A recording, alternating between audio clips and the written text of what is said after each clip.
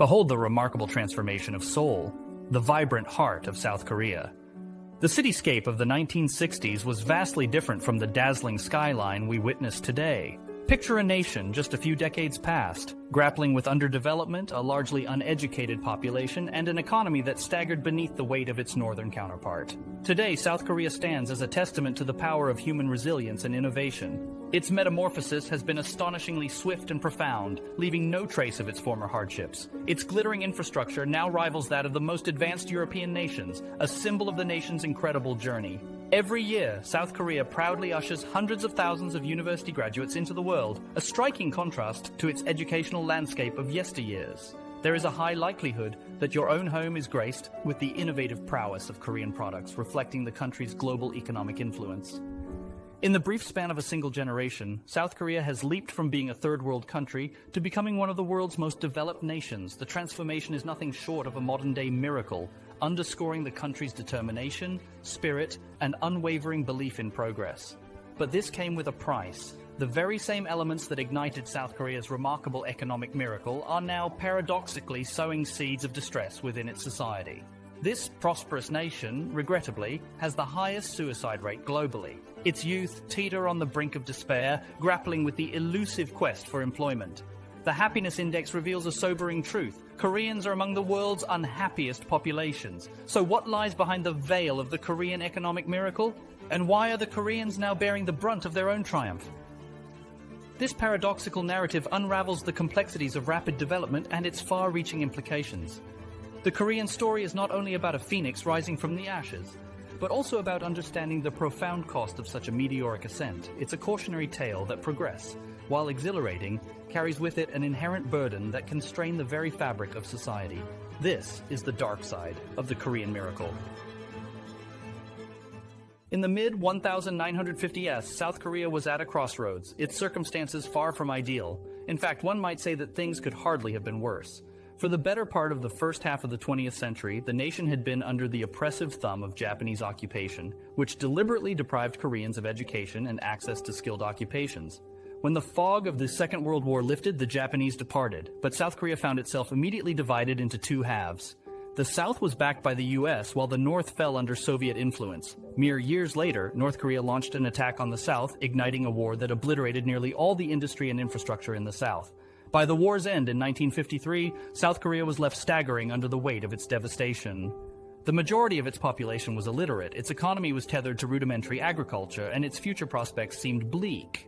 Yet it was at this low ebb that the seeds of the Korean miracle were sown. There were three core factors that facilitated South Korea's astonishing economic growth. Firstly, in the early 1960s, the Korean government took a bold decision to shift the economy from agrarian to industrial. The methodology they chose was quite unique.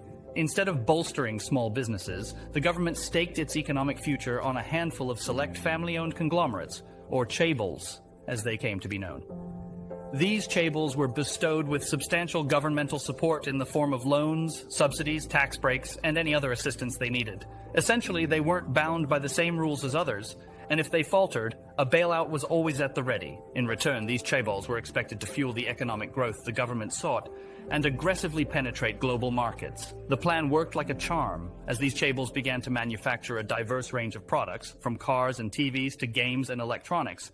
They metamorphosed into colossal global corporations. This transformative journey required a vast workforce of qualified personnel, such as engineers, managers, and accountants, sparking a surge in demand for advanced skills within the country. In essence, South Korea needed a college-educated workforce, a demand that the government was more than willing to meet. Thus, an education fever swept across the nation, setting the stage for an unprecedented academic boom. Since the end of the war, and upon gaining independence, the government fervently promoted education, painting a university degree as the key to success and prosperity. This educational expansion worked like a charm. The quest for a college education, especially in STEM subjects, soon became the top priority for every child and parent in Korea. In just a few short decades, South Korea transformed itself from a nation with a mere 22% literacy rate in 1945 to the world's most educated country, where over two-thirds of its young populace holds a university degree. With an abundance of educated employees at their disposal, the chaebols ensured that these individuals were driven and committed. Known today for their extreme work ethic, South Koreans are recognized for working longer and harder than any other developed nation. However, this wasn't always the case. The intense culture of hard work was largely instilled during the economic boom by the chaebols, who instigated a systematic indoctrination of complete and absolute loyalty to the company. The mantra was that employment was not just a job, it was an unwavering commitment to the company's success. Your company came first, superseding family, personal life, leisure time, or anything else. Work was life, and the work environment was structured to reinforce this ideology relentlessly. Long hours, evening shifts, weekend duties, and socializing with coworkers became the norm. Even today, after-hours drinking with your boss is a common practice in South Korea, a tradition that isn't voluntary and doesn't end until the boss decides it's time. Yet in spite of the intense work culture, this approach succeeded. South Koreans now work longer hours than any other developed nation, and their unwavering dedication was a significant catalyst that propelled the economic boom. It's a testament to the power of collective commitment and the resilience of a nation determined to succeed against all odds. Herein lies the secret of the Korean miracle, a potent blend of colossal state-supported monopolies, a highly educated populace, and a culture steeped in extreme work ethic. However, if this formula was so successful, where do the shadows lie? While these factors undoubtedly ignited the Korean miracle and sustained it for some time, they are no longer yielding the same benefits. Instead, they are becoming increasingly toxic, damaging not just the economy but also the fabric of society. Let's delve into what went awry. There's a fascinating paradox at the heart of the chaebols in South Korea. These behemoths collectively account for about 85% of the country's GDP, with Samsung alone contributing nearly 20% of the entire Korean economy. However, these chaebols only offer about 10% of the jobs in South Korea. Over the years, they've honed the art of expansion without needing to significantly increase their workforce. As one economics professor from Seoul National University pointed out, these conglomerates have adopted a business model that allows them to thrive without boosting hiring, effectively saving money. Moreover, these are the companies that offer the most prestigious and sought-after positions, the dream jobs for every aspiring professional. At one point, Korea had an abundance of jobs and a deficit of qualified individuals. Now the tables have dramatically turned. Thanks to the successful education fever, Korean universities now graduate hundreds of thousands of students every year. However, securing employment post-graduation has become an uphill battle. In a striking turn of events, college graduates in South Korea face higher unemployment rates than their non-degree holding counterparts, a scenario virtually unheard of elsewhere in the world. The situation is so dire that the government has initiated a program to assist college-educated young people in finding jobs abroad to prevent them from languishing in unemployment and slipping into poverty at home. Essentially, even when the Korean economy flourishes, the benefits are not trickling down to the masses. None of these degree holders desire manual labor jobs due to their low pay and societal stigma, resulting in a dearth of workers for blue-collar roles. Simultaneously, there is a surplus of unemployed young professionals unable to utilize their hard-earned education. In a society that fervently values success in education, this is a frustrating and disheartening reality. These college graduates yearn for qualified jobs because they've worked incredibly hard to attain their education. It's a tale of aspirations and dreams encountering the harsh realities of a changing economic landscape. South Korea's education system is renowned for its intensity, revered by many for its laser-focused emphasis on academic achievement. The perception of education as the cornerstone of success has propelled the system to rank among the most competitive globally.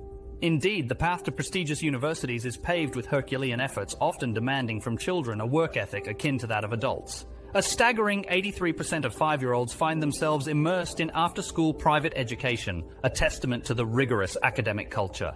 Average families channel an astonishing 16% of their income into funding these private sessions, underscoring the importance placed on education. The government, acknowledging the extreme academic pressures, introduced a ban on private tutoring beyond 10 p.m.